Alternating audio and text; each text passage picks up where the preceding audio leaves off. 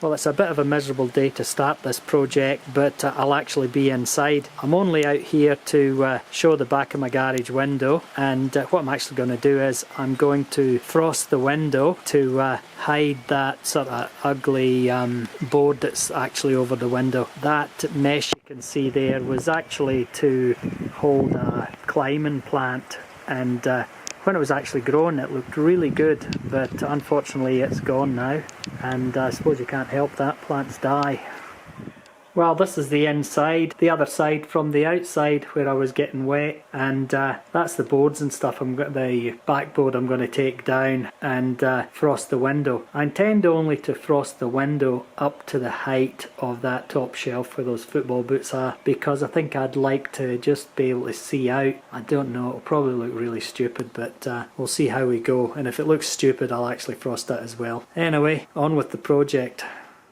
The backboard is down, and I've actually given the glass a really good clean. Glass doesn't look clean because it's dirty on the outside. Actually, it's really dirty on the outside, but because that mesh thing, I can't get to the bit of the window on the left, and to be honest with you, I can't be bothered getting to the bit on the right because that's actually a sliding window and that'll come out, but as I say, can't be bothered. Feeling a bit lazy today.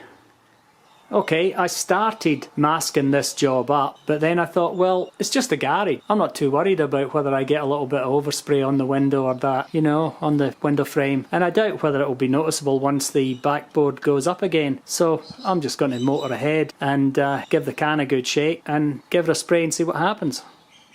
That's both windows sprayed. I've given them 3 coats each, 3 light coats that is, and it looks okay. Looks pretty good from the other side, although you can't really get close to it because of the mesh thing, and all I have to do is take that masking tape off. One thing I found was with the overspray, the paint itself doesn't actually leave much colour anywhere, so I don't know whether I really needed the masking tape in the first place, but it's always good to mask up a job before you do it and mask it well, because preparation's 90% of the job. One thing though, this paint is pretty smelly, and you certainly don't want to spray without a mask at any time with any paint. However, once I took my mask off, it was pretty pungent in here, but that's what spraying's all about, I suppose.